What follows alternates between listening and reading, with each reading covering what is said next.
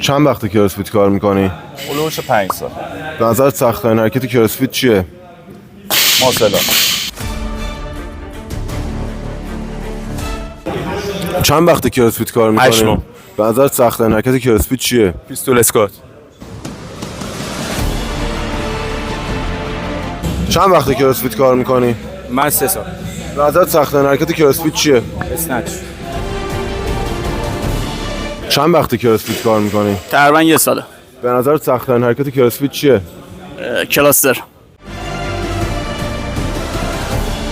چند وقته کراسفیت کار میکنی؟ 2 سال و نیم. به نظر سخت‌ترین حرکت کراسفیت چیه؟ رینگ ماسلا. چند وقته کراسفیت کار میکنی؟ 8 ماه.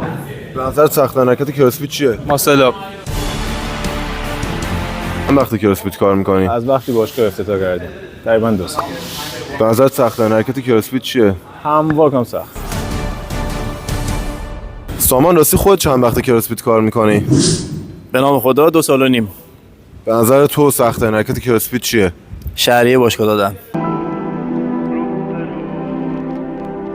درد و نفرین